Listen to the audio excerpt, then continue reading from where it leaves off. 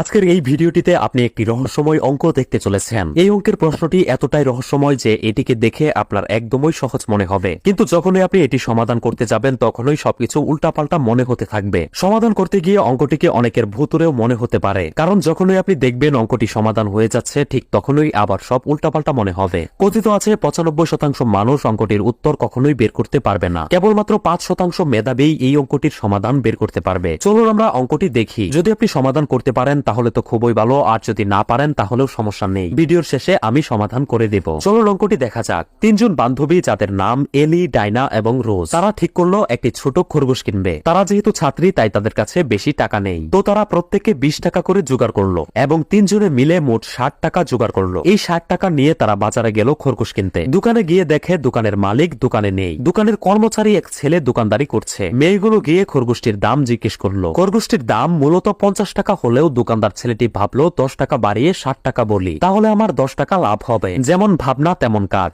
ছেলেটি খরগোশের দাম চাইলো 60 টাকা। মেয়েগুলোর কাছে যেহেতু 60 টাকাই ছিল তাই তারা 60 টাকা দিয়ে খরগোশটি কিনে নিয়ে আসলো। কিছুক্ষণ পর দোকানের আসল মালিক দোকানে আসলো এবং ছেলেটি বলল, কিছুক্ষণ আগে আমি একটি খরগোশ বিক্রি করেছি। দোকানের মালিক জিজ্ঞেস করলো কত টাকা দিয়ে। ছেলেটি বলল 50 টাকার খরগোশ 60 টাকায় বিক্রি করেছি, 10 টাকা লাভ হয়েছে। দোকানের মালিক ছিলেন খুবই সৎ একজন ব্যক্তি। তিনি ছেলেটিকে বললেন, তুমি কাজটি ঠিক করোনি, তোমার খরগোশটি 50 টাকা দিয়েই বিক্রি করা উচিত ছিল। এখন যাও মেয়েগুলোকে তাদের 10 টাকা ফেরত দিয়ে আসো। ছেলেটি দোকানের মালিকের কথা মতো 10 টাকা ফেরত দিতে চলে গেল, কিন্তু ততক্ষণে মেয়েগুলো অনেকটা দূরে চলে গিয়েছিল। তাই ছেলেটি রিক্সা করে মেয়েগুলোর কাছে যায় এবং সে রিক্সাওয়ালাকে ভাড়া দেয় 4 টাকা এবং তার কাছে বাকি থাকে 6 টাকা, যা সে মেয়েগুলোকে দিয়ে দিল। তো এই 6 টাকা সমানভাবে ভাগ হয়ে 2 টাকা গেল এলির কাছে, 2 টাকা গেল ডাইনার কাছে, আর 2 টাকা গেল রোজের কাছে। তো তারা যেহেতু 2 টাকা করে পেয়ে গেল, তার মানে এখন তাদের প্রত্যেকের খরগোশটির জন্য খরচ হলো 18 টাকা করে। তো মোট 54 টাকা তাদের খরগোশটির জন্য খরচ হলো, আর রিক্সা ভাড়া দেয়া হলো 4 টাকা। 54 টাকা আর 4 টাকা মোট হলো